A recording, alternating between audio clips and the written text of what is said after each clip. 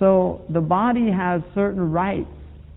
Inna li jasadika alayka haqqa. Your body has a right over you.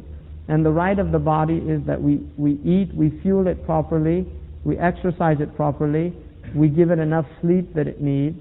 Abu Hamid al-Ghazali says the maximum amount of sleep that you should give your body, the maximum amount is 8 hours. That's the maximum. Some people need a lot of sleep. If you need a lot of sleep, that is the maximum. You should never go more than 8 hours. And it actually becomes negative sleep.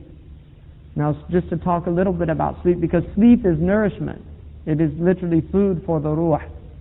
The body is fed by proteins, carbohydrates, and lipids.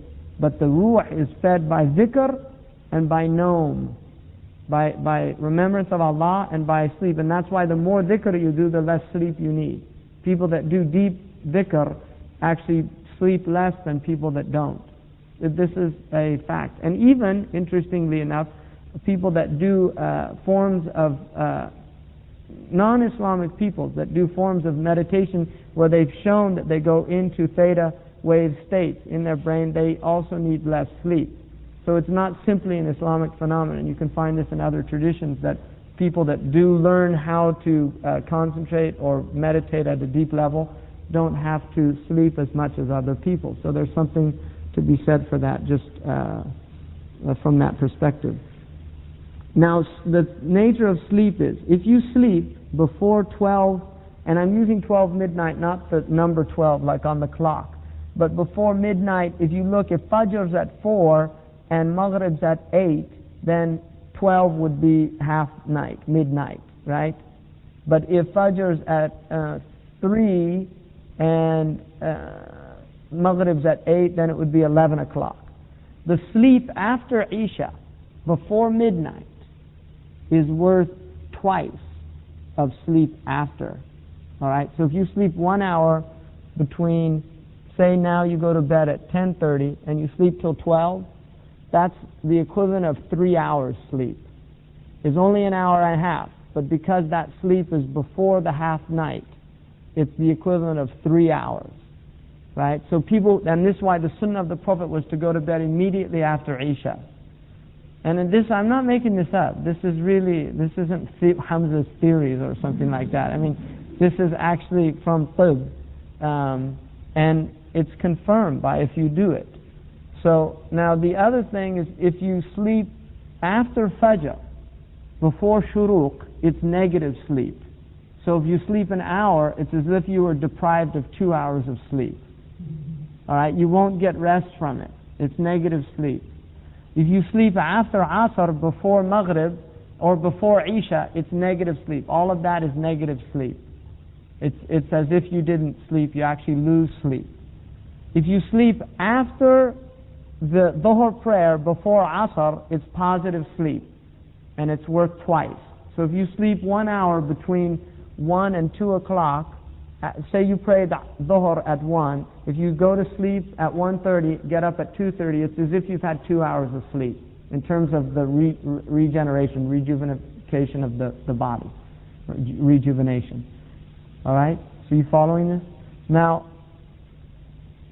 if you sleep also after Asr, there's a hadith that Imam Suyuti relates in the Tibb al-Nabawi, and I don't think it's sound, but he related in there, and it said, whoever sleeps after Asr and wakes up mad, فَلَا يَلُومَنَّ إِلَّا نَفْسَهُ, let him only blame himself. مَنْ نَامَ بَعْدَ الْعَصْرِ وَاسْتَيْقَظَ مَجْنُونًا فَلَا يَلُومَنَّ إِلَّا نَفْسَهُ.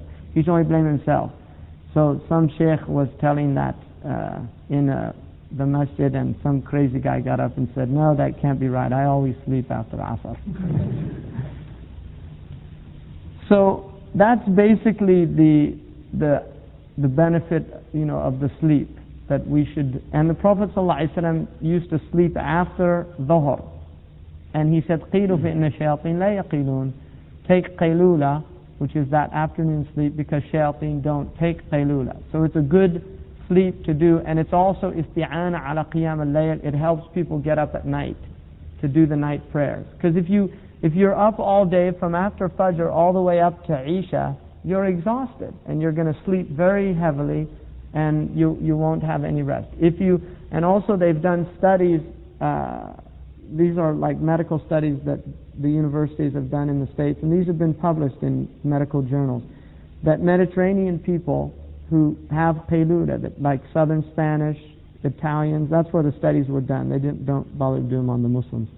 And in Greece, those people had lower blood pressures, lower heart attack rates, less stress rates.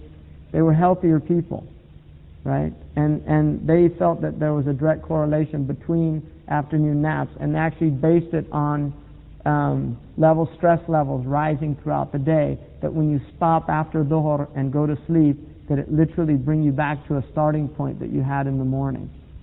So you literally get a deep rejuvenation that takes place in that type of sleep. So, I mean, basically what, the point of this is that I think none of us should forget the responsibility that we have just to keep ourselves healthy. It's really important.